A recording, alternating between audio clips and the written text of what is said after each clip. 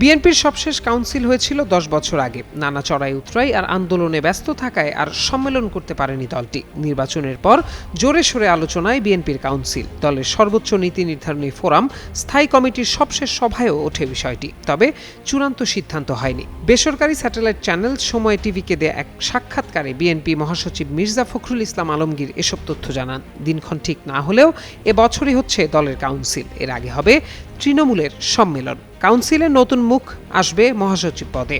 মির্জা ফখরুল বলেন, আমি খুবই ক্লান্ত, আগামী কাউন্সিল পর্যন্ত থাকতে হচ্ছে। কাউন্সিলের পর অবসর নিতে চাই। আমার অনেক বয়স হয়ে গেছে, অসুস্থ হয়ে যাচ্ছি। 2011 সালের মার্চে ভারপ্রাপ্ত মহাসচিব হন মির্জা ফখরুল ইসলাম আলমগীর। 2016 সালের কাউন্সিলের পর থেকে সামলাচ্ছেন মহাসচিবের দায়িত্ব।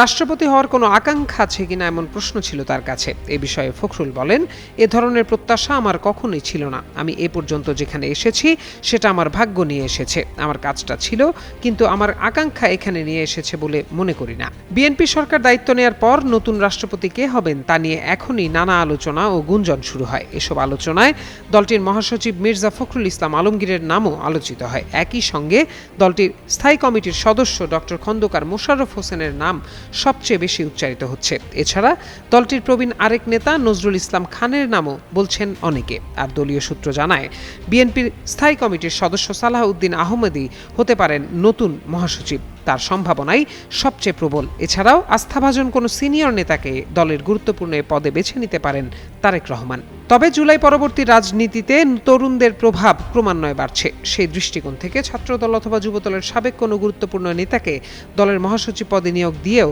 চমক দেখাতে পারে ক্ষমতাসীন দল বিএনপি।